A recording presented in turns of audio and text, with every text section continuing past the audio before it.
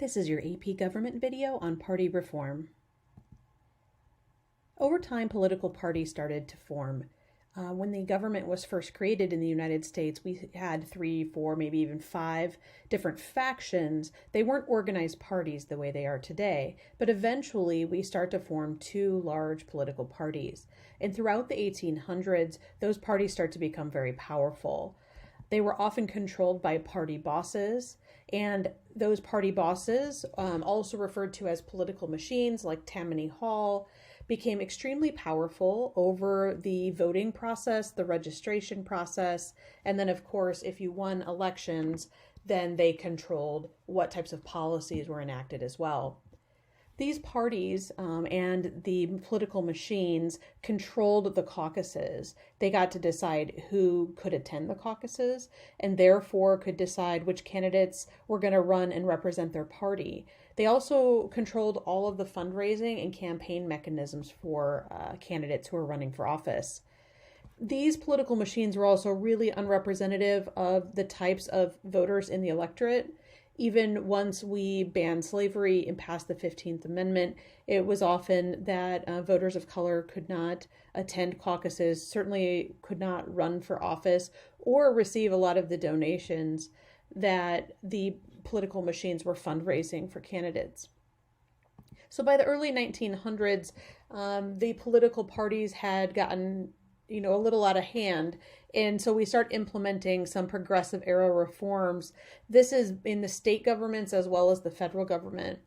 This is when a lot of states start to shift towards the direct primary. Let's give voters directly a ballot and let them decide which of the candidates we want to represent our parties. And so they start getting rid of the caucuses and moving to those ballot primaries. This is when we decide that all local elections are going to be nonpartisan. So on the ballot, at the bottom of the ballot, we have the local offices.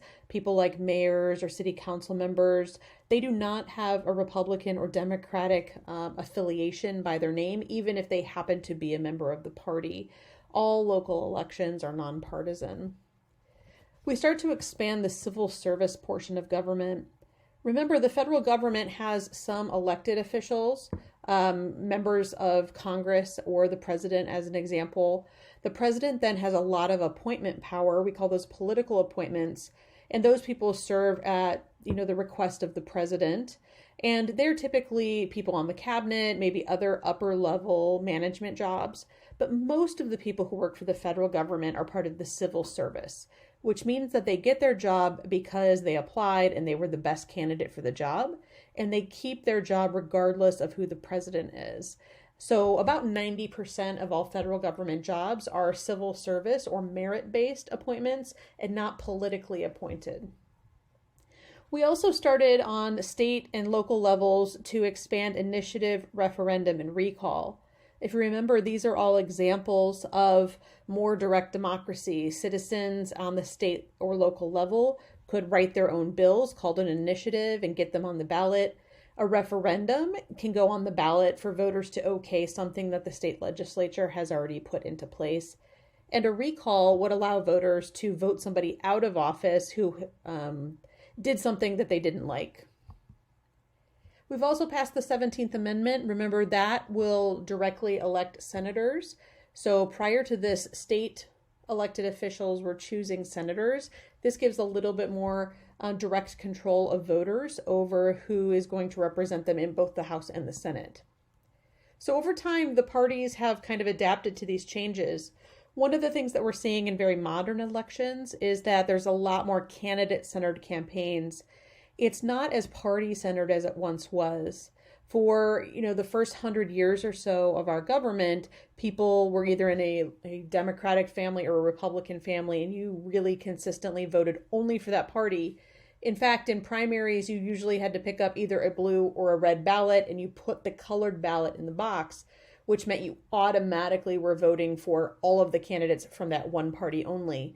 Today, we don't do that. You vote in an office column ballot, which means all the candidates are running for one office, and you can pick some Republicans in certain races and some Democrats in certain races.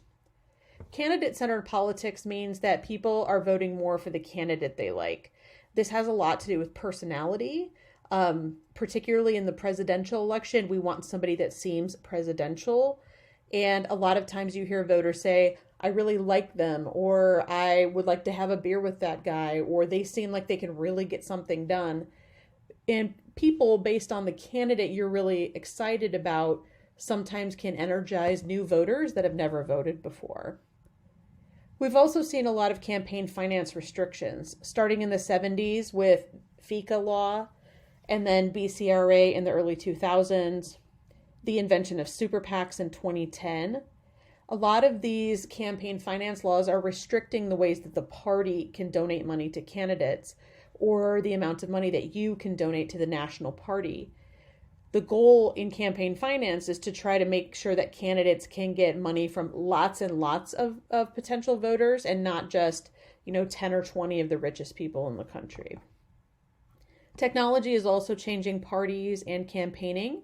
So it's far easier to solicit donations online, but there's also internet trolls and biased media, social media, and fake news.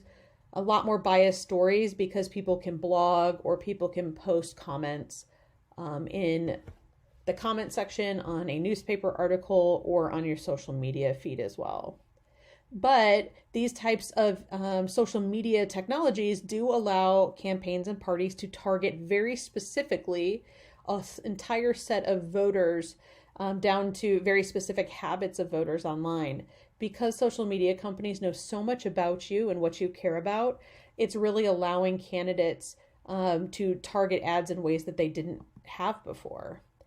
And they can put ads in certain places. Instead of just saying, oh, we want to run ads in Phoenix, they can say we want to run ads to people who live in this particular neighborhood, or people who shop at this particular store in this particular neighborhood. So there's a lot of enhanced voter outreach.